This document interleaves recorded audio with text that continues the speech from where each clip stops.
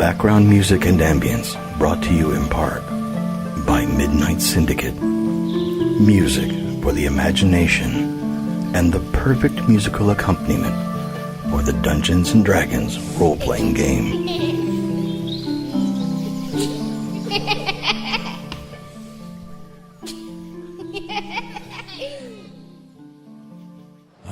We were actually, me and my friend here. He points to a cat. Oh, you're friends with a cat? Yes, he's one of those Dreamlands cats. So, he's more than a cat. Yes, and he is very lucky to consider myself his friend. What did he say? He said that I was lucky to consider myself his friend. Oh, okay. I do feel that way. Okay. I don't have too many friends. You really aren't that bright, are you? No.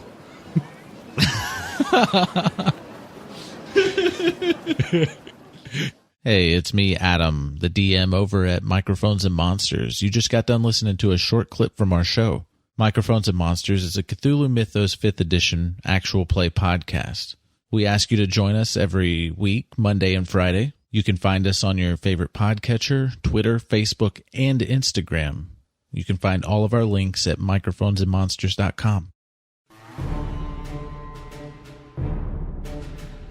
In a world where things are not what they seem, and people are not who they appear to be, where puns run rampant through the streets, and it's hard to tell who the real monsters are.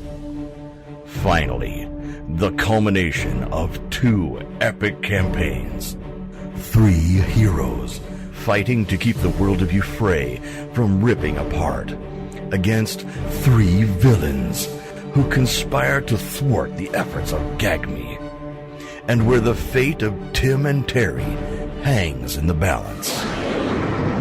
Now, let's join Sir Thadeus Trebilcock, the wild magic sorcerer, Francis the Lion, the gladiator bard, Malphaedor, the fallen Aasimar Oathbreaker, Ayda, the drow rogue, Nastly, the half-halfling, half-fainting satyr bard, and the rogue warlock Hesh von Eggars, as they each continue in their relentless pursuit of a fool's quest.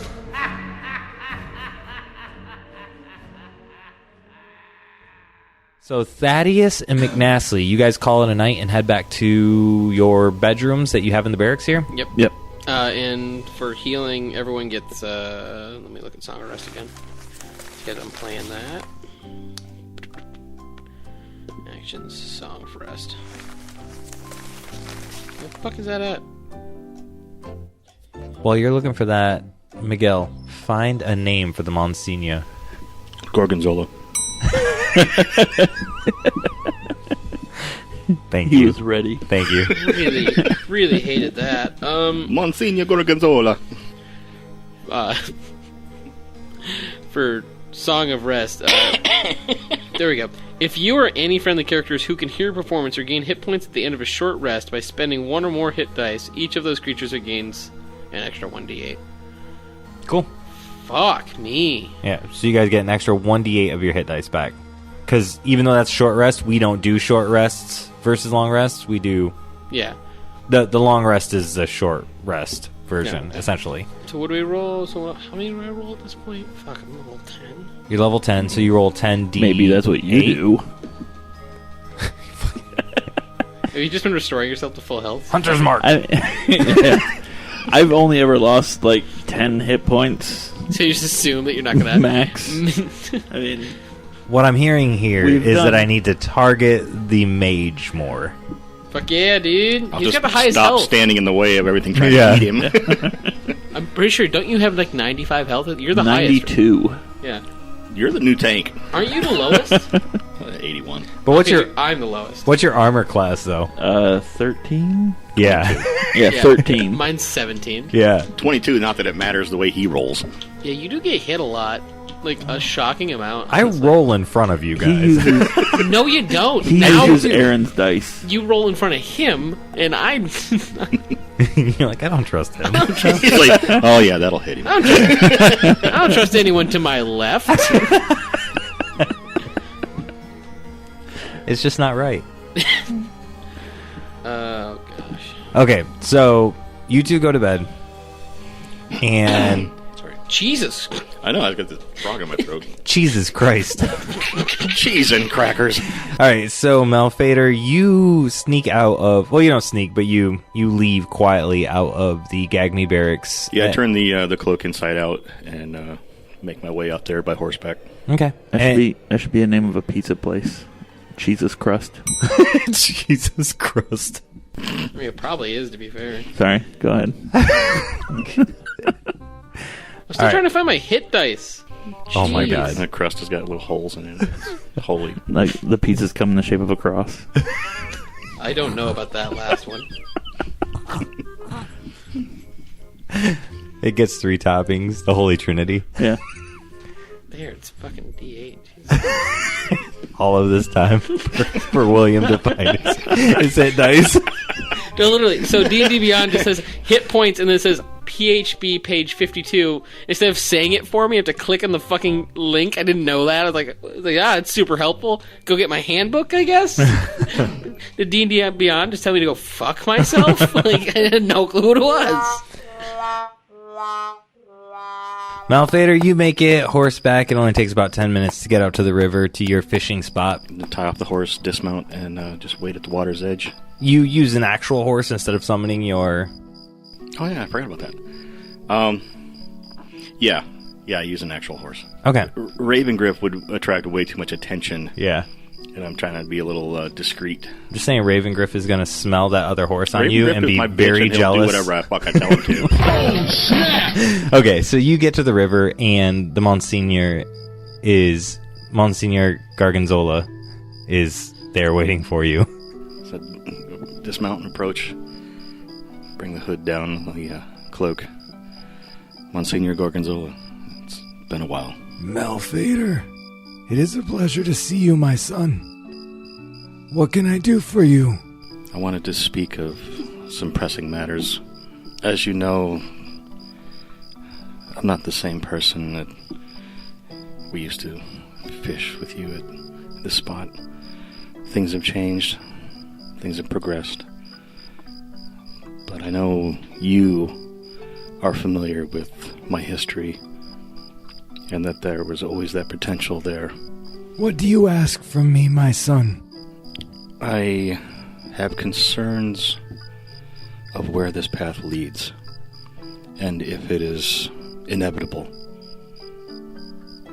and if there is a way to turn it back. The taint that is on my Asmar being was never meant to be this dark. And there's a part of me that desperately wants to return to what should have been. But I'm not sure how to go about that. I know of a way to break your bonds and come back. It is taxing. It is painful, but it is doable. Do you wish to know this knowledge from me? Yes, I do. He steps away for a second and heads back to his horse, gets into one of the saddlebags, and pulls out a scroll and brings it over to you. And he slowly walks. He's a super old tabaxi. And so his fur is all gray. And he walks over to you and says, There's a way to break your bonds with your patron and come back to Greyhawk. It is done, but it is difficult. This spell right here allows you to communicate directly with your patron, not in your subconscious, not where it contains a foothold, but on your grounds, where you have the advantage. You can speak with it and find out what price you must pay to break this bond with your patron, and then you are free to choose your path again. If you fail, the consequences can be dire. So please, proceed very carefully. I know that the church has put out a warrant for you.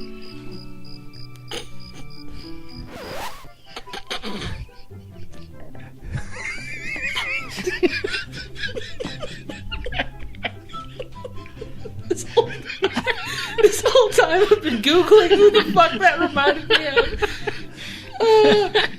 You don't know how hard I had to I looked up Old Man Fairy, and it's been a deductive fucking run through until I got to old Megamind. It's Space Dad from Megamind. Is this some kind of dream? This is a dream come true. You've been blessed with unfathomable power. What kind of power? Unfathomable. It's without fathom. I can only imagine what Old Man Fairy got you Nothing good. along that journey. Oh god, it's taken me so long. You're right. That's the voice. So he handed you. What did we just say before that? Talking about the scroll that I could commune directly with. Yeah, and find patron. out, but the price is dire. Yep. Is that the only way? It's the only way I know of. If I may ask a favor, to the best of your ability, based on the friendship and kinship that we once shared. As I seek this path of redemption, will you do what you can to stave off those that would hunt me down and give me the time I need? I will promise you that I will do my best, though I know not what that means anymore these days. Fair enough. Lots of changes have happened in the church recently. Magic is fluxing. I don't know that we've seen a flux like this in a long time. But there are rumors of a god walking on Euphrae again. And I don't know who that stems from, or how valid that is. But it is creating waves in the political climate for Euphrae. I've heard of something similar. Interesting. I'll have to look further into it. I mean, Nastly has been walking Euphrae for quite a few years. I don't know what the fucking problem is. No, remember what Salune I'm just saying said I'm a god. to me when we shot? Yeah, you brought another god into her home. Done fucked up. Interesting. That was my interjection. Have a great time. So I will pay him homage in the customary fashion. Thank you, Monsignor, for your words and your patience and your time. Would you mind helping an old man up on his horse? Absolutely. He goes to get up on the horse and puts his arm out for you to help lift him. One last thing. The Trades Guild has done a good job holding off the warrants that have gone for you by making sure that funding would not be available for those warrants to be paid.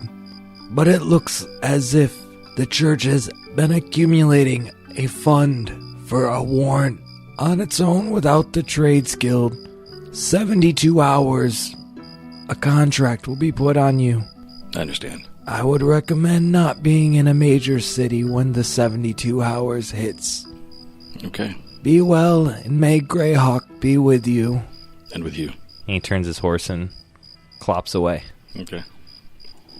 So I'll put the hood back up on my cloak, back up on my rented horse, and head back toward town. Gag me, get some rest.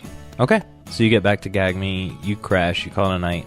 And now, something really exciting that I was hoping to be able to do with you guys. Do you remember what all books and scrolls you got in the collective? All of them. Every single one. All the books. You took everything out of Thorkillin's second secret vault. A lot of books. I don't I have remember. no fucking clue. This was 6 months ago. I thought we all discussed this whole do we take notes? I even posted a meme about it. Well, I just want to say it was duly noted, and by that, not at all. Okay. All right. Let me go up to my notes. The Vault Prize. Inside the vault, there are several books, including the original Unbridled Wrath and the Portal of Mount Obix. there was the trial of 3 Lichards, Lichard Simmons, Lichard Nixon, and Lichard Pryor. The Ancients of the Sea and the Mountain, a story about a sea dragon and a mountain dragon. Oathslinger, about a sentient sword that binds itself to its handler. Fat Booty, about pirates and some treasure. And then also, you found the infinite page of illusion and the infinite page of divination to match your current infinite page of conjuration. And we took them all. You took all of those books. Yeah, that sounds like us. Because you talked about it for like 12 minutes, and then you just grabbed them all and ran. Didn't we have to lose some... No, it was the items I took that I had to get rid of. Because they hid spells. Yeah. Yeah. They're you guys... traceable. Yeah, the items that you stole, you guys just decided not to try and dispel the magic, but to just... Get rid of them. Get rid of Basically everything. fuck somebody else's life up. Yep. So you left it. Yep. Yeah, it's pretty much like what I do. So, who's got which scrolls? I assume we would each have one. So I've got conjurations. Then I have divination. Sure. I have illusion then. Well, you always had illusion, right? That was the one that you... No, he had one the whole time. He always had conjuration. He's always so you had have conjuration. so you He's always had conjuration. Conjuration. Divination and illusion were ones we found in the So we vault. all get one. Well, in the spirit of a fool's quest, and because I one time said I would do less random roll stuff and you guys about lynched me. We like things that make us stressed. Yeah. You all wake up in the morning and you find out... Actually, I'm going to save that bit for later. I have a magical item bit that you might uncover later. All right, so you guys wake up in the morning. McNastly and Thaddeus, you all are early risers, but you two wake up early like you normally would. Goat. Malphaedor sleeps in because he had a later night than he was anticipating. So you two wake up early and you check your scrolls. Who wants to go first for the random roll? My dice is in my hand. Your dice is in your hand. So McNastly, you roll on the divination scroll. Roll a d6 to begin with to find out what kind of page flips today. One of these is a fucking D6. You're all shaped fucky. This one got a 6 on it. This one's a 6. Figured it out. That one's a... What the fuck is that one? That's my 8. Never mind. I got a 5. Just like the conjuration scroll, 5 and 6 are a spell that you get for the day. Yay, spell. So roll a d100. Oh shit, It's 2 d10s. I only have one of those. You should have 2. Oh no, I have 2. It's the pouches. Yeah. The pouches are D10s. Jesus Christ. So 90. Hey, 99. Holy fuck! Are you kidding me? Go random shit. Number 99. You now have the wish spell. You just do some shit with that. He's debating whether I'm allowed to have He's like, no, I cannot give you a wish. What do Divination I get? spell, so... Ooh, I actually also have a blank scroll that I can copy this onto. So whatever happens, I actually... He's reading like, okay, how fucked is my campaign now? I don't know what my face looks like right now. It looks You're like stress. concerned. That's a lot of stress being conveyed through Yes, this. I can't believe I got a 99. The spell is Channel Divine. Oh, fuck yeah. I don't have a notepad. Okay. Give me 2 seconds. Your devotion to your god knows no bounds and holds no doubts. You imbue their powers directly as an avatar of their essence. While your body remains as is, your capabilities and skills, spells, and other various abilities, not including your base stats, are brought to their maximum potential. After spending one full round deep in prayer, the spellcaster opens up their very being as a vessel for their followed deity. All hostile creatures within 30 feet must make a strength saving throw of DC 5 plus the spellcaster level or be knocked back 10 additional feet and knocked prone. The spellcaster now hosts their deity's mind and persona, granting the now deity access to spells and spell slots, key, ammunition, and any other internal resources for their maximum value. For the duration, all spells are considered divination. In addition to their basic nature, all non-magical attacks deal additional 1d6 of the deity's baseline damage. For example, a fire god, fire damage. Holy god, radiant damage. After the spell ends, the deity returns to its realm, and the spellcaster is left spiritually recharged, but physically exhausted.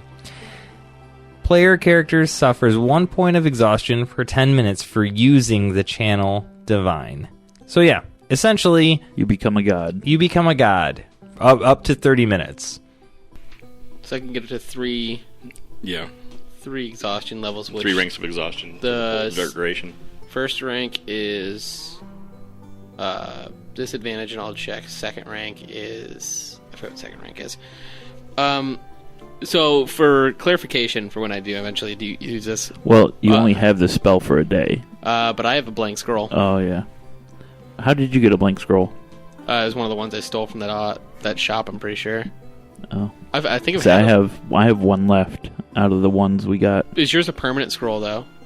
Isn't it? No, he's not permanent. No, those are the ones he got from... Yeah, I just have one spell scroll in here. It's just... Blank spell scroll. A blank spell scroll. Yeah, from... You should save it in case you get something cooler. Than becoming a god? Yeah. For 30 minutes? Hey, look, I have ink, an ink pen, and a scroll. I think I'm going to use it.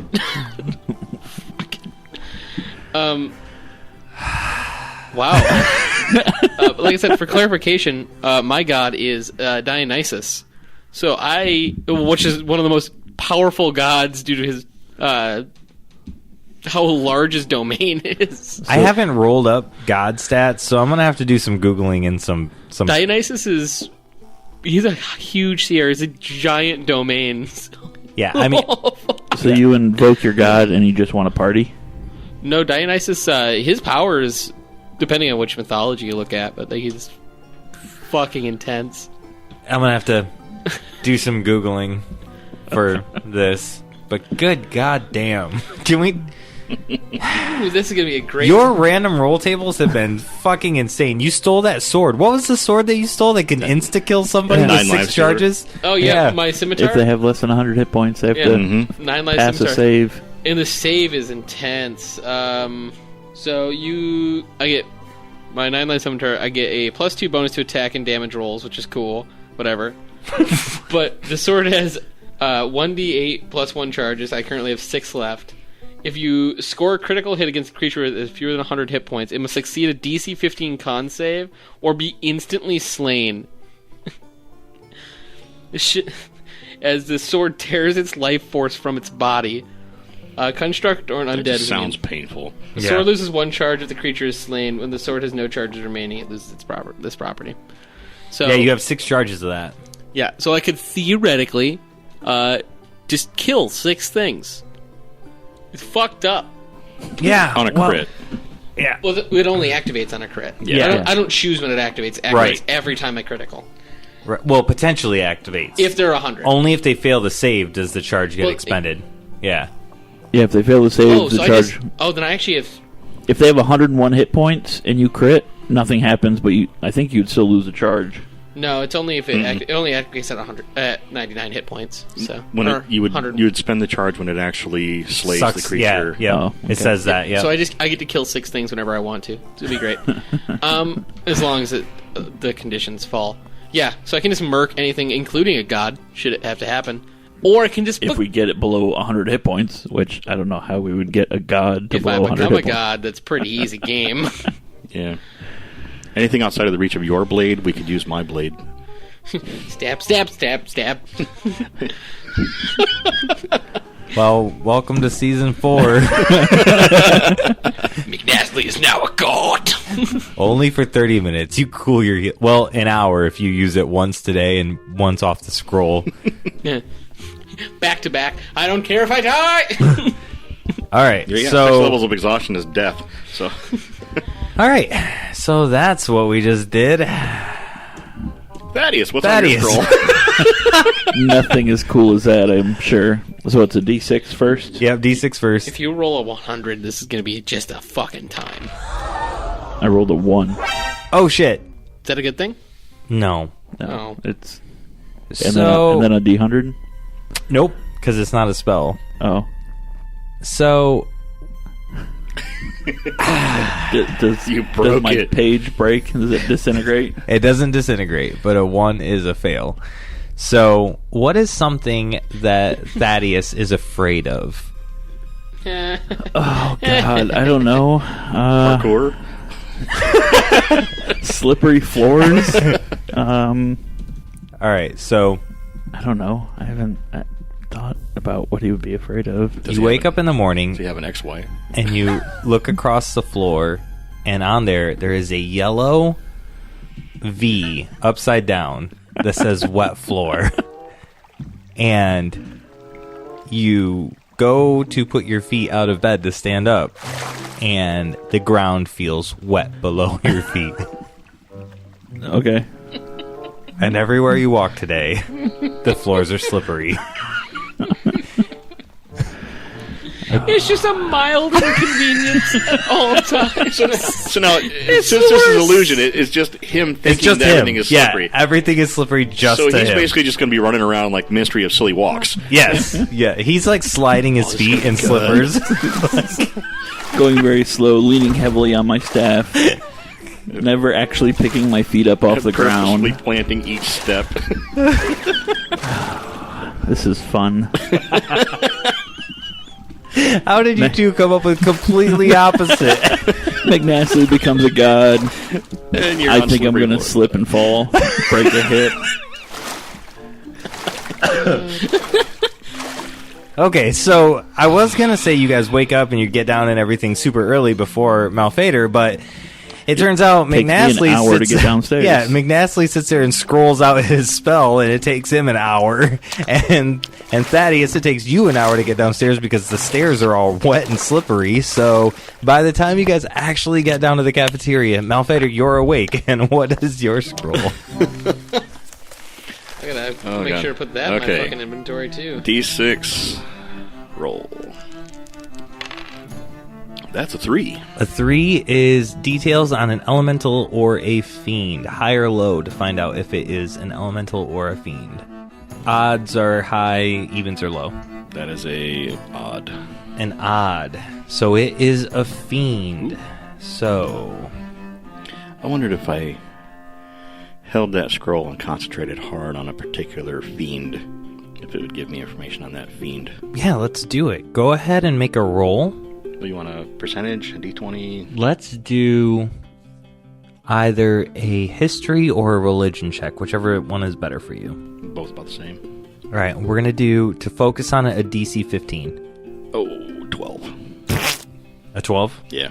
Well, Go Malphaedor dice rolls. the page that pops up for you is about a Rudderkin.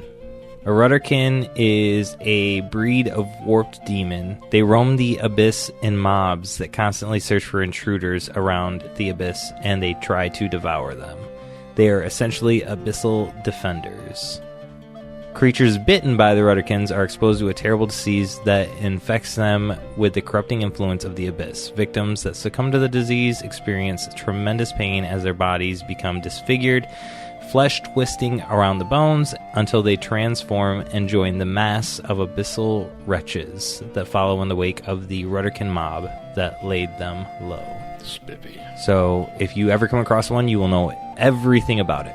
So it's perfect. Got that one and a couple others, I think, too. Yep. You said you noted them down. Yeah.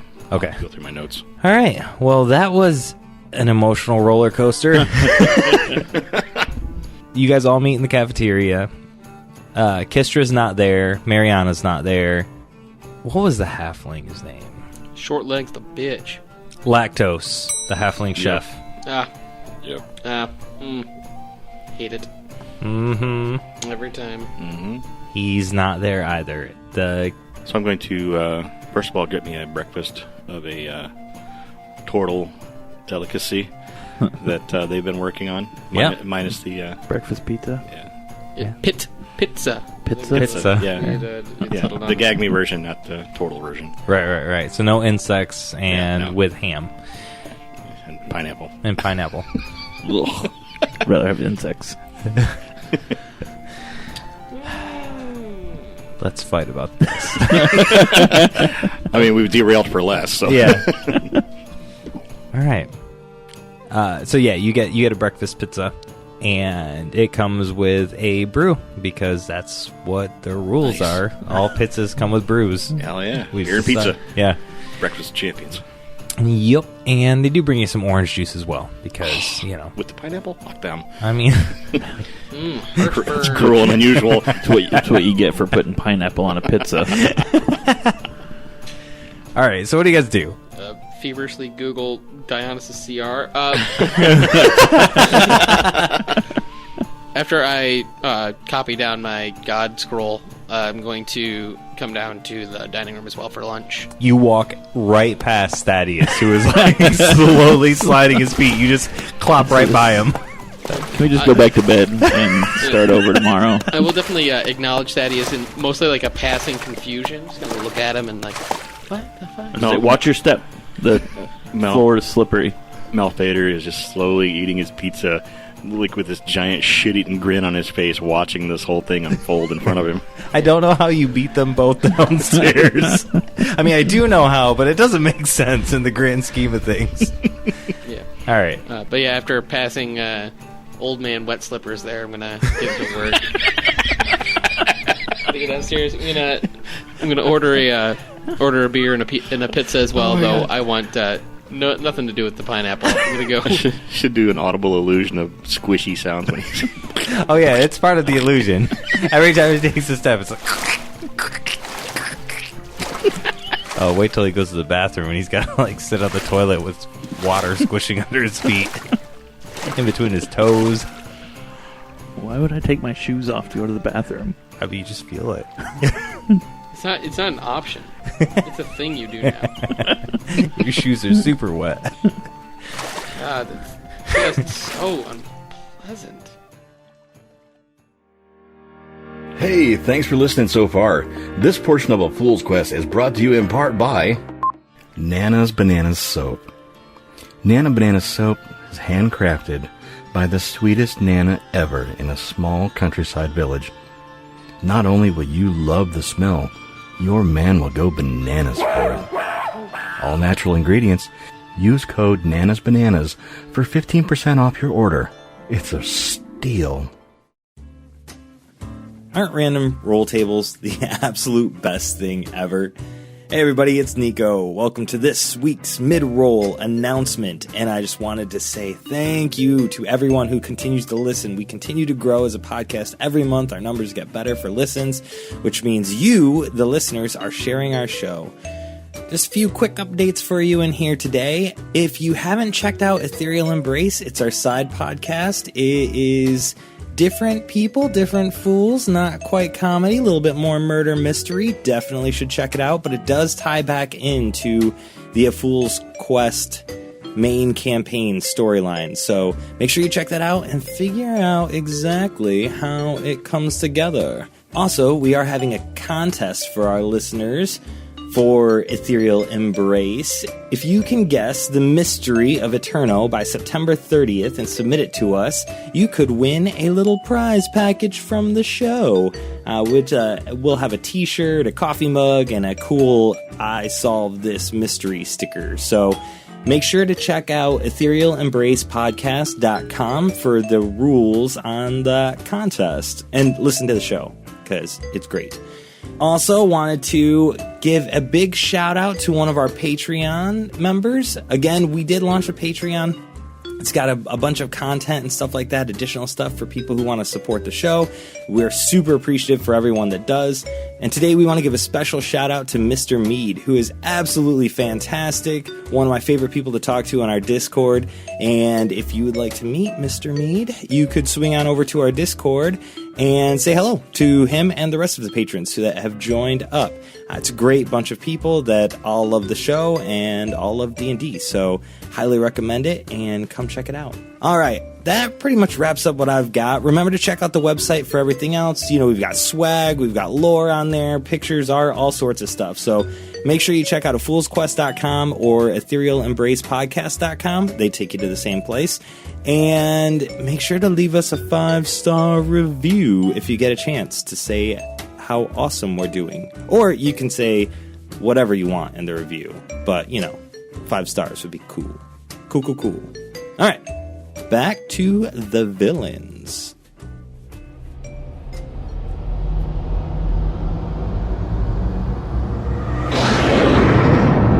Now, let's join the drow rogue Ayda, the gladiator bard Francis the Lion, and the rogue warlock Hesh von Eggars as they conspire together to thwart the progress of those gag-me fools.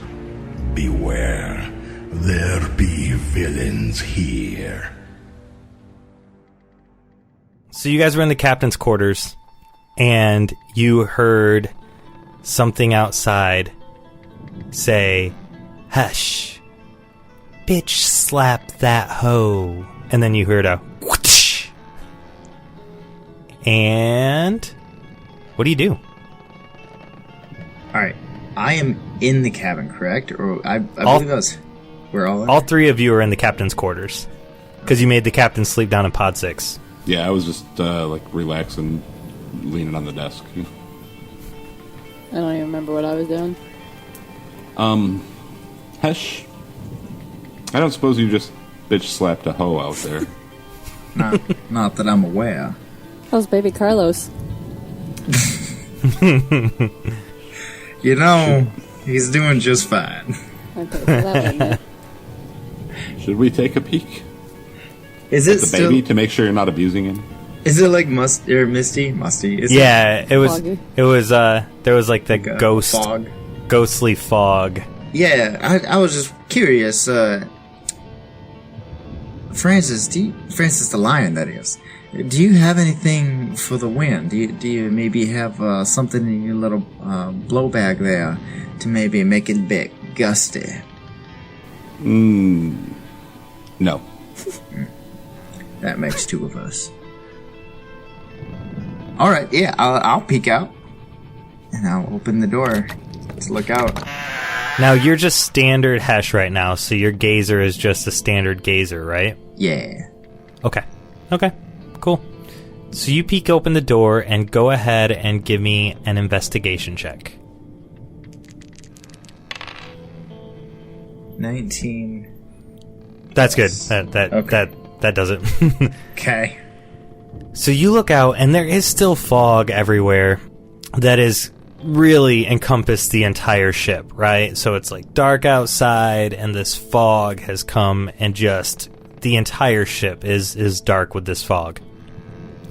But you can see a dark entity that is about your size standing over one of the Debbies, and she's down on the ground in the huddled position, not the like fetal position, not the fetal position, but like where she's huddled like on her knees, right? She's not laying down, she's like still on her feet, but she's clutching her knees. And you see this shadowy figure above her standing there with a hat on, and behind that person there's a string of shadow that leads from that shadowy figure all the way over to another shadowed figure. It's more like a silhouette than anything else, of a giant snake-like creature that's at the edge of the ship. Hesh would scream, Kamehameha! And then fire 2 Eldritch Bolts at the snake-like creature, taking a step out of the door. Okay, alright, so you go ahead and do that, and then I guess we're going to roll up initiative. Okay. Fuck. Francis, you got any time to heal? Nat 20! Yay! And 22 total. So, the critical did 9, and the regular one does 2. So it's a total of 11 damage. Okay. And I've taken a step out of the doorway and have fired directly at the snake thing, and I'm kind of given full send it vibes in that direction for anyone who can see me. Okay, so that's what you do. Now let's roll up initiative. 23. 20. 5. All right, and that was 11 damage to the snake thing. This sneaky snake. Snake. I'm snake. Stop it! Hesh von Eggars. So you crack open the door, you peek outside, Kamehameha! and then you fire your 2 bolts. Yep. And then it is your turn in initiative again. So he yells, "There's a voodoo snake thing!" It's gonna take, how close am I to it? You're about 60 feet away from both creatures, although they're about 15 feet apart from each other. I am going to toll the dead. So he says, no, hails bales. And then casts it.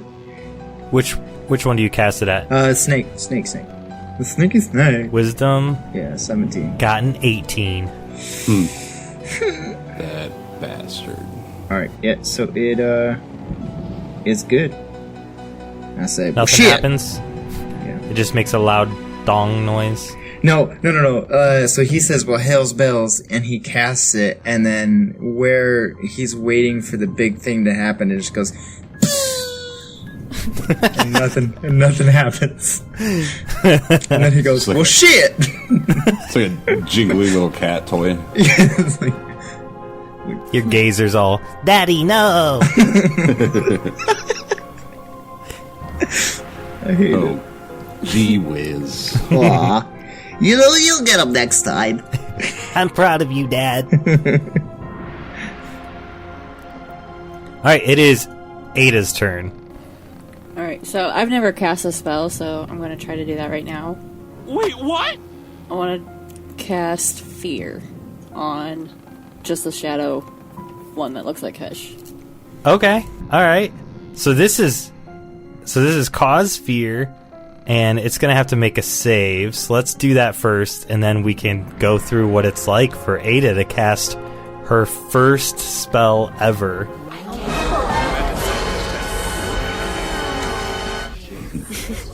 Alright, yeah, they need a wisdom saving throw of 14. Alright, and you did it on the shadow version of Hesh? It actually says that I can target an additional one, but I'm not sure how that works. If you cast it as a second level spell, you can, yeah. But it still means it has a range of 60 feet, but can hit an additional one as long as it's within 30 feet of the other, correct? Yes. Okay, yep. Perfect. You could do both. That's what I want to do. So, you cast it to hit both people. The shadowy Hesh makes it, but the snake... Nega Hesh. The snake figure... The snake figure does not make it. So your first time casting a spell ever, it critically failed. So what does all of this look like for Ayda casting Fear and a critical failure on the snake silhouette? Like, to cause fear, I would just, like, put on, like, a threatening stance to try to intimidate, because I've never really done it before, so I'm just trying to figure out what I'm doing. So I'll try to get in that, like, boxer stance, kind of ready to attack. And then, like, I would have mimicked a punch for the success, I guess. And then it would have been, I guess their reaction would have been to, like, jump back. To flinch away.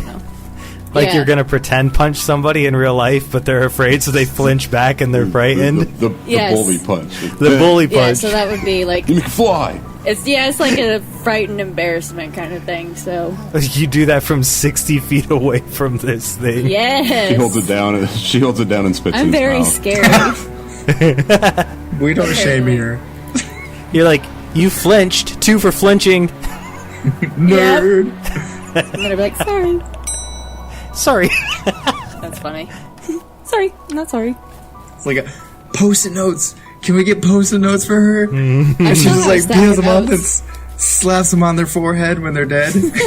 Like, sorry. Oof. Oh, I could just dang. attach it to an arrow and shoot them when they're dead. Oh my god!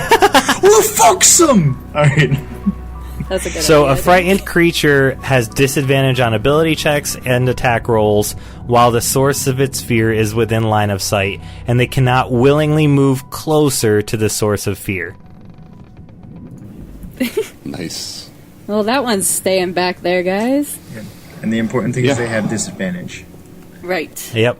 And that's concentration up to a minute. Yeah. Mm-hmm. All right. Do I have another action or not? I don't know. I think that would be it for Ayda, because you could move closer if you wanted to. But it can't. Right. But Nega Hesh can. I don't know if I want to do that just yet. I'll just move forward like 15 feet. Okay, that's cool. So now you're 45 feet away. Okay. All right, so Auntie Hesh comes. Auntie. Right. Turns away from Auntie Tannis. Debbie, and there is purplish tendrils of shadow flicking off from his eyes, and he takes a few steps forward, which equal 30, and some would say shoots 2 Eldritch Blasts at Normie Hesh. I hate it. It's a 50 to hit me. Oh, he gets it. His first one was a 22 to hit. Barely. He's walking up 30 feet, but while he's walking, he lifts his left shadowy arm and he shoots an Eldritch Blast, and it hits you right in the chest for 10 damage. Boom. Wrecks you. Just the one? Yeah, because then the second one, he goes to lift his arm, and he pulls his thumb trigger, because it's just like finger guns, right? He accidentally pulls his thumb trigger on his right hand as he's lifting it, and shoots a hole in the boat, in the floor of the main... Yeah. I mean, he's still way up. The deck. Thank you. There's multiple decks on this, but he shoots a hole in the deck, and his shadowy form falls into the hole. And now there's this big gaping hole. What did he roll to hit me? The first time, he rolled a 22. Okay. Alright, then I'll just hit the hit. The second time, he rolled 2 nat 1s in a row. So something bad, something extra bad had to happen. So now he just fell down into a hole completely off the face of the deck. And now it is... The snake. Yeah, snake. Just call him Slither. It cannot move toward you, but Hesh, make a wisdom save. Wisdom is 3, so 18. You hear in your head, "Hello, Hesh. You called to me from the darkness, and I came. I brought a piece of you with me from the darkness. Come be by my side." But you resist it. Alright. I don't like it. I'm not a fan of it. It's not my...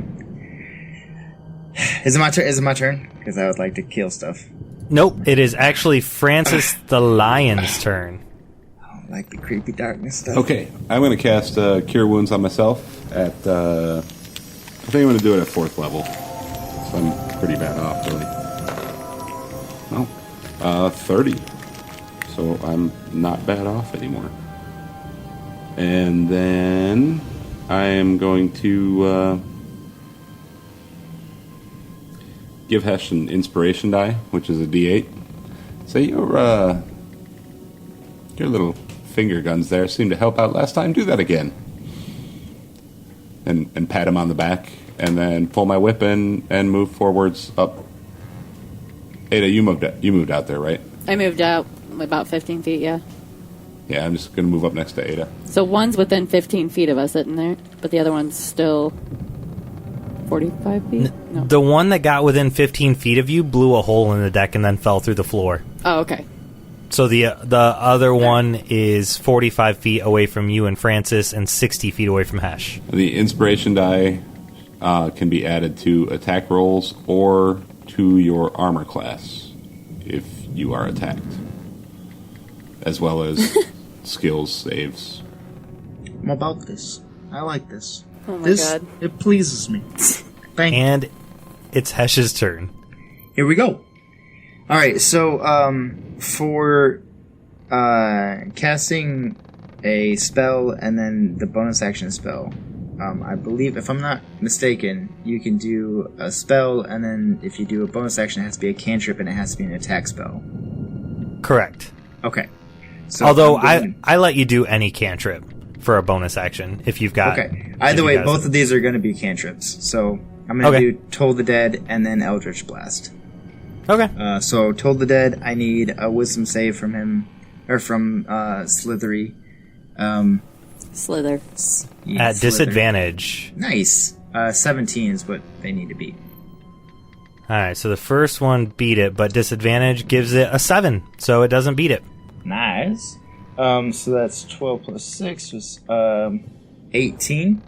Because I'm 5th level, I get 2d12s because it took damage before. So that's 18 damage for that toll. So he tries it again. He slaps his hands together and he goes, "Alright, so let's do this again, Mr. Darkness. Alright." And he says, "Hell's bells." And then a like necrotic green and kind of orangish, like sickly orange bell just kind of outlines around the slither and shakes a couple of times, and then everyone hears a Uh-oh. And as the like reverberation kind of hits the slither, you see that same like green and orangish kind of color like cascade over it and seep into it, doing the Durmags.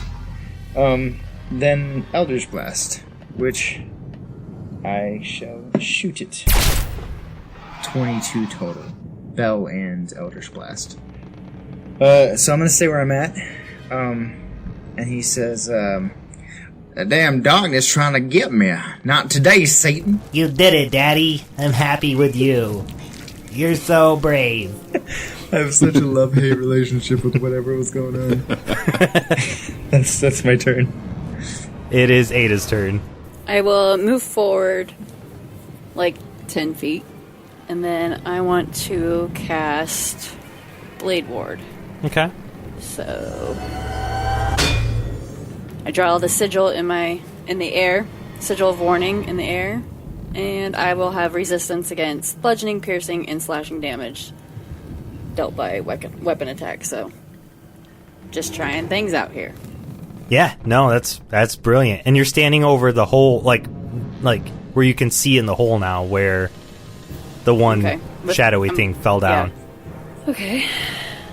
And you still see that purple line, that tendril that goes from the creature who's now down inside the deck in the next level. Mm-hmm. It's still attached to the silhouette snake, the slitherette. So it goes through the floorboard, though. So it's clearly like a magic line, umbilical cord, if you will, for the two of them. So is it dangerous? I mean, you haven't engaged it yet or touched it. Okay. I was just wondering if the rapier would be warning, because we both have one now, Hesh. Don't forget that. Yeah, I know. Oh, yeah. That's probably a good point. Both of your rapiers are buzzing. Yeah. Mine's right where I like it. I would like to think that, the closer the danger is, the more persistent the buzzing or the vibration is. It just would make sense. Yeah, but the harder it vibrates. I like to get in hugging reach. Let's see. Full eye contact. Talk dangerous to me. Kamehameha. I guess I would just end my turn, because I don't know a whole lot about magic and whatnot. So I just kind of observe the two and the reactions. You're getting a feel for the magic, a feel for the dramatic. Yeah. Alright, so the slitherette says down, "Hesh! Hesh, quit playing around and get back up here. And you see the line that's attached, the umbilical shadowy cord, start running towards the back of the boat and going through the floor, like cutting along the floor, like the shadow's trying to make its way to the stairs to come back up on top of the deck. And that is Shadow Hesh's turn. It goes quite a ways, though, because it's going to use its entire action. We can hear that thing talking, right? Yeah, yep. Okay. All right, Hesh, are you going to talk to your girlfriend or what? All right, and then it is the Slitherette's turn again, and the Slitherette is going to cast one more time this spell, and Hesh, make one more wisdom save. I got a 6.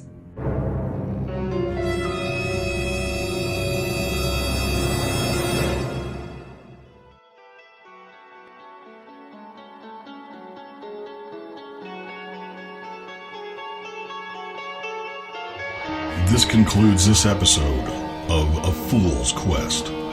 Join us next time for more fun and daring adventure. Thank you for listening, and don't forget to like, subscribe, review, and comment on your favorite platform to listen to A Fool's Quest. Yeah.